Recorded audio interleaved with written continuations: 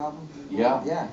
Why does it take so long? I mean, you were putting out records every couple of years in the 90s, right? But then all of a sudden, I asked myself that. No, I didn't know whether I was going to make any more records.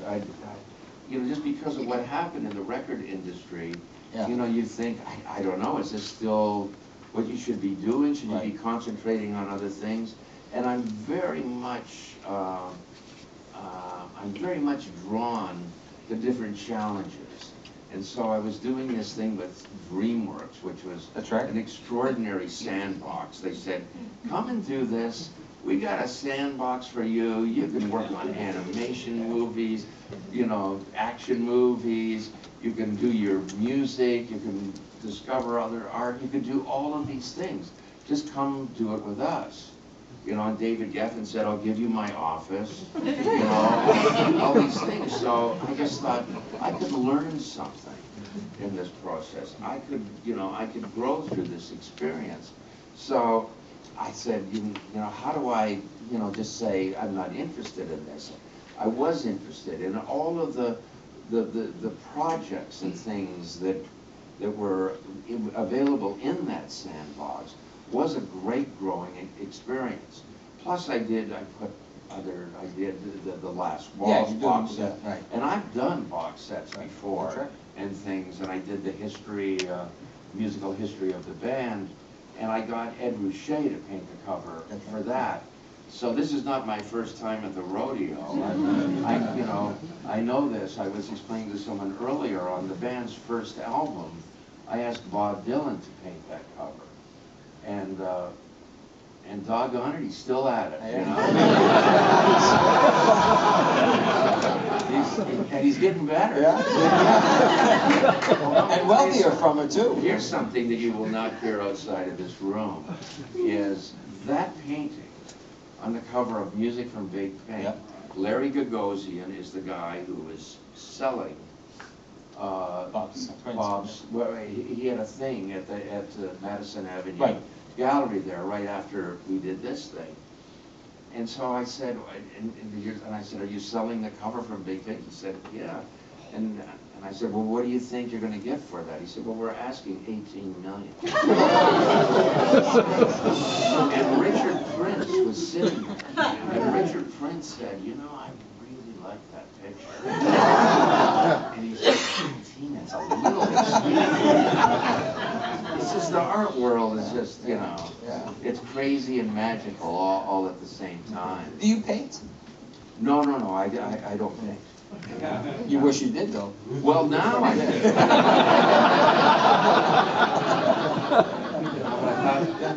I used to think, oh God, you get this stuff all over you. Why you take turpentine? I thought I don't want to get all of that.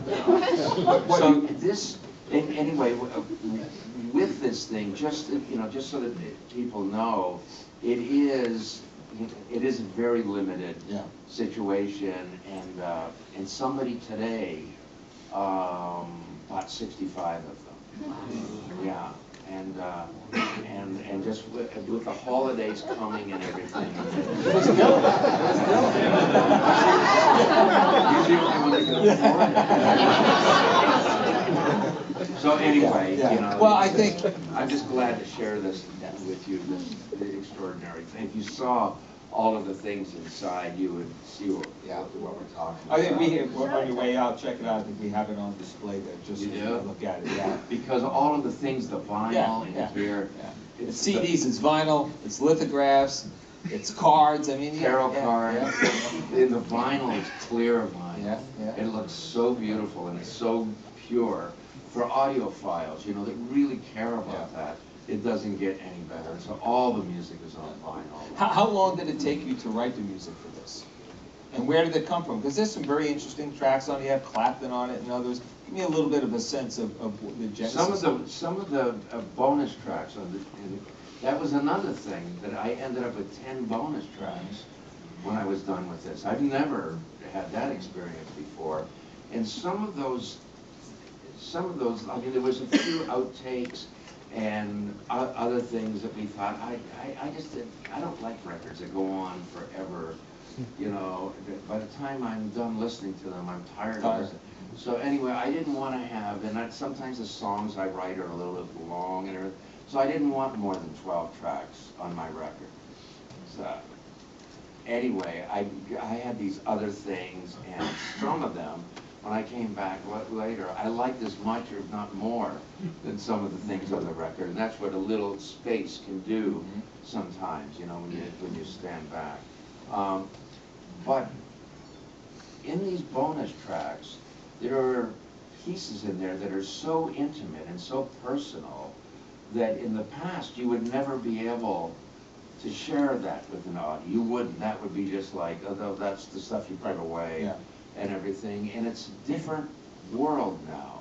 And being able to share those kind of things, and you go inside the music and you really understand where things, how they grew to another place and how they became what they became.